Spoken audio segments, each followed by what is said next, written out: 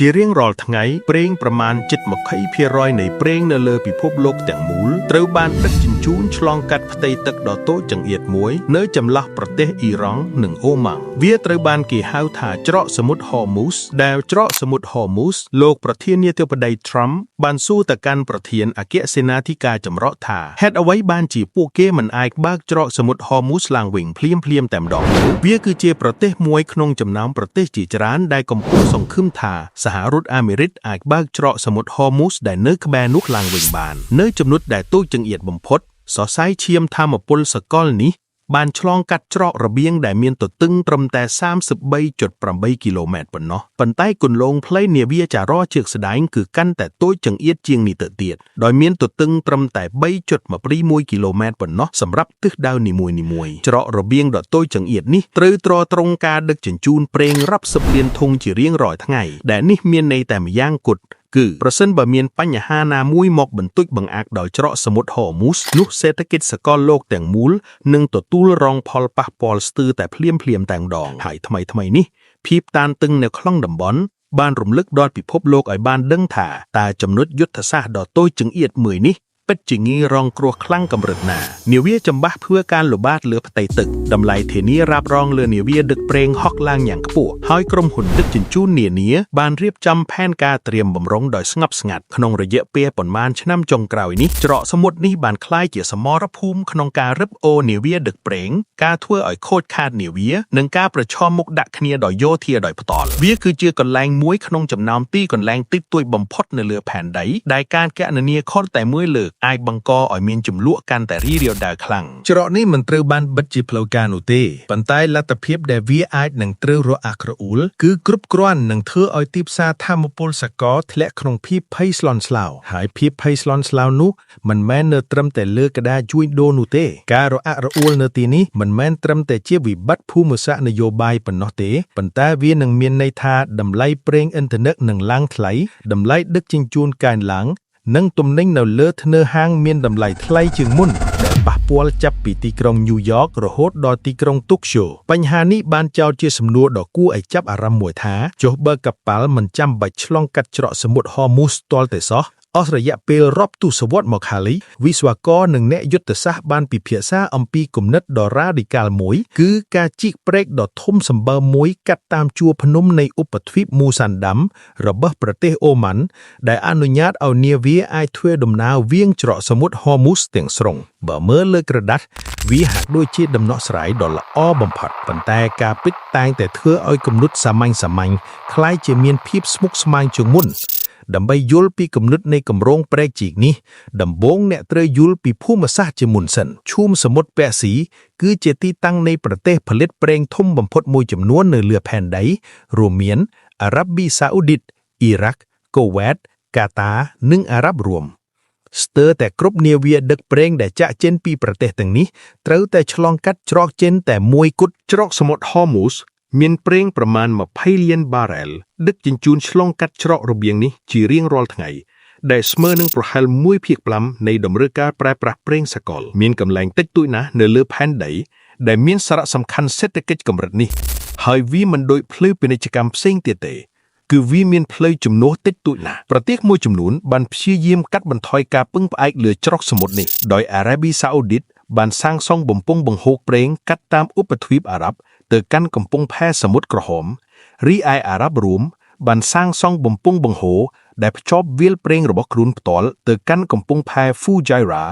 នៅខាងក្រៅច្រកសមុទ្រហូមូសប៉ុន្តែទោះបីជាបូកបញ្ចូលគ្នាក៏ដោយបំពង់ទាំងនេះអាចដឹកជញ្ជូនបានត្រឹមតែមួយផ្នែកតូច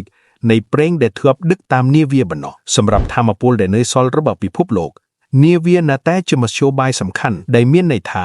សេដ្ឋកិច្ចសកលនៅតែពឹងផ្អែកលើច្រកទ្វារដ៏តូចចង្អៀតនេះហើយការពឹងផ្អែកនេះធ្វើឲ្យវិស្វករមានអារម្មណ៍មិនស្រណុកចិត្តឡើយព្រោះចំណុចយុទ្ធសាស្ត្រតូចចង្អៀតគឺជាកន្លែងប្រមូលផ្ដុំនៃហានិភ័យហើយមានកន្លែងតិចតួចណាស់នៅលើផែនដីដែលមានភាពរសើបដូចកន្លែងនេះឥឡូវនេះសូមក្រឡេកមើលផែនទីម្ដងទៀតនៅចុងខាងជើងនៃប្រទេសអូម៉ង់មានដីដ៏រដឹបរដឹបមួយហៅថាឧបទ្វីបមូសាន់ដាមវាលាតសន្ធឹងចូលទៅក្នុងច្រកសមុទ្រហូមូសដូចជាបន្ទាយផ្លុំដ៏ខ្ពស់ស្រួចប៉ុន្តែចំណុចដ៏គួរឲ្យចាប់អារម្មណ៍គឺនៅកន្លែងខ្លះចម្ងាយរវាងឈូងសមុទ្រពាក និងឈូងសមុទ្រអូម៉ង់គឺខ្លីគួរឲ្យភ្ញាក់ផ្អើលដោយមានដីត្រឹមតែពី30គីឡូម៉ែត្រប៉ុណ្ណោះខណ្ឌចែករវាងផ្ទៃទឹកទាំងពីរដែលវាបានបង្កើតជាគំនិតដ៏ច្បាស់មួយថាហេតុអ្វីមិនជីកព្រែកកាត់តាមឧបទ្វីបនេះតែម្ដងទៅនាវាដែលចាក់ចេញពីឈូងសមុទ្រពាកអាចធ្វើដំណើរវាងច្រកសមុទ្រហ័រមូសទាំងស្រុងជាមួយឲ្យការធ្វើដំណើរឆ្លងកាត់ច្រកភូមិសាស្ត្រនយោបាយដ៏តូចចង្អៀតនាវាដឹកប្រេងអាចបើកត្រង់ទៅកាន់មហាសមុទ្រតែម្ដងវាជាគំនិតដ៏ឆ្លាតវៃនៅលើផែនទីសំប៉ែតប៉ុន្តែស្ថានភាពដីជាក់ស្ដែងបានបង្ហាញពីរឿងរ៉ាវខុសគ្នាស្រស់ឡះឧបទ្វីបមូសាន់ដាមិនមែនជាវាលខ្សាច់សំប៉ែតនោះទេវាគឺជាផ្នែកមួយនៃជួរភ្នំហាចាដែលជាតំបន់មានសន្តានដីរដឹបបំផុតមួយនៅមជ្ឈិមបូព៌ាកម្ពស់ភ្នំថ្មកំបោនដ៏ស្រួចបានងើបឡើងយ៉ាងខ្ពស់ពីឆ្នេរសមុទ្រដោយភ្នំខ្លាមានកម្ពស់ជាង 2000 ម៉ែត្រលើនីវ៉ូទឹកសមុទ្រប្រហែល 6500 ហ្វីតការសាងសង់ព្រែកជីកនៅទីនេះមិនមែនមានន័យថាគ្រាន់តែបូមខ្សាច់ចេញនោះទេតែវាមានន័យថាត្រីកាត់ទម្លាប់ភ្នំទាំងមូលហើយព្រែកជីកនោះត្រូវតែមានទំហំធំសម្បើមព្រោះនាវាដឹកប្រេងទំនើប VLCCs ស្ថិតចំណោមនាវាដែលធំបំផុតដែលមនុស្សធ្លាប់ផលិតដើម្បីឲ្យពួកវាឆ្លងកាត់ដោយសុវត្ថិភាពប្រជាត្រូវតែមានជម្រៅជ្រៅទទឹងធំនិងមានស្ថិរភាពគ្រប់គ្រាន់សម្រាប់នាវាដែលមានប្រវែងរាប់រយម៉ែត្រការជិះចូលកាយដែលត្រូវការនឹងមានទំហំមហិមាថ្មរាប់លានតោននឹងត្រូវដាក់គ្រាប់បែកកំតិចកាត់និងជញ្ជូនចេញហើយជួរភ្នំតែមួយនឹងត្រូវកែប្រែរូបរាងគ្រាន់តែផលប៉ះពាល់បរិស្ថានមួយមុខក៏ធំធេងទៅហើយចំណែកឯតម្លៃវិញអាចនឹងអស់រាប់រយពាន់លានដុល្លារបើប្រៀបធៀបទៅការពង្រីកព្រែកជីកបាណាម៉ាដ៏ធំសម្បើមអស់ថ្លៃត្រឹមតែប្រហែល 5000 លានដុល្លារប៉ុណ្ណោះព្រែកជីកប៊ូសាដាមអាចនឹងចំណាយច្រើនជាងនោះច្រើនដងប៉ុន្តែវិស្វកម្មគឺជាបញ្ហាត្រឹមតែពាក់កណ្ដាលប៉ុណ្ណោះទោះបីជាបញ្ហាបច្ចេកទេសអាចដោះស្រាយបានក៏ដោយក៏ឧបសគ្គមួយទៀតនឹងលេចឡើងភ្លាមៗគឺនយោបាយឧបទ្វីបមូសាន់ដាមជារបបប្រទេសអូម៉ង់ហើយមកទល់ពេលនេះមិនទាន់មានផែនការផ្លូវការណាមួយក្នុងការសាងសង់ប្រជិនៅទីនេះទេយុទ្ធសាស្ត្រអភិវឌ្ឍរបស់អូម៉ង់សម្រាប់តំបន់នេះផ្ដោតលើវិស័យទេសចរណ៍កំពង់ផែនិងហេដ្ឋារចនាសម្ព័ន្ធក្នុងតំបន់មិនមែនការកាត់ភ្នំធ្វើច្រកដឹកជញ្ជូននោះទេគម្រោងខ្នាតនេះនឹងទាមទារកិច្ចសហប្រតិបត្តិការអន្តរជាតិកម្រិតខ្ពស់បំផុតរដ្ឋាភិបាលក្នុងតំបន់ត្រូវតែគាំទ្រវិនិយោគិនត្រូវតែផ្ដល់ហិរញ្ញប្បទាននិងត្រូវការធានាសន្តិសុខរយៈពេលវែងដើម្បីការពារវាព្រោះមានការបដិគួររំខានមួយទៀតគឺព្រែកជីកនឹងមិនលុបបំបាត់ភាពងាយរងគ្រោះនោះទេវានឹងគ្រាន់តែបដូរចំណុចតូចចង្អៀតពីកន្លែងមួយទៅកន្លែងមួយតែប៉ុណ្ណោះជំនួសឲ្យច្រកសមុទ្រហ័រមូសលំហប្រេងសកលលោកនឹងត្រូវពឹងផ្អែកលើព្រែកជីកសិបដែលមានតែមួយវិញ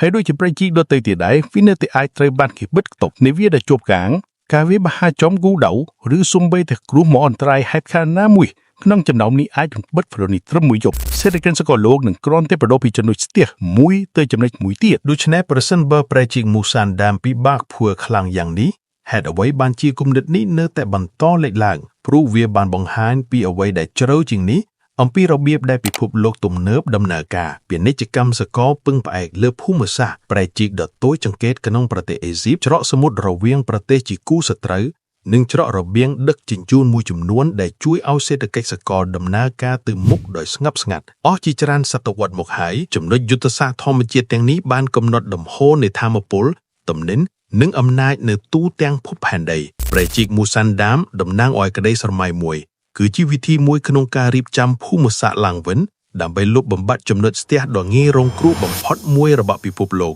ប៉ុន្តែការពិតគឺជារឿងរឹងរូសភ្នំគឺពិបាកនឹងរំកិលចំណែកឯនយោបាយរឹតតែពិបាកជាងនេះទៅទៀតសម្រាប់ពេលនេះច្រកសមុទ្រហ័រមូសនៅតែរក្សាតួនាទីរបស់វាដដែលគឺជារបៀងថាមពលដ៏សំខាន់បំផុតនិងងាយរងគ្រោះបំផុតមួយនៅលើផែនដីហើយដរាបណាពិភពលោកនៅតែពឹងផ្អែកលើវាគំនិតនៃការជីកព្រែកកាត់តាមមូសាន់ដាមនឹងនៅតែបន្តឆក់យកការស្រមៃរបស់វិស្វករអ្នកយុទ្ធសាស្ត្រនិងអ្នកទាំងឡាយណាដែលឆ្ងល់ថាតើប្រព័ន្ធពាណិជ្ជកម្មសកលរបស់យើងពិតជាងាយរងគ្រោះកម្រិតណា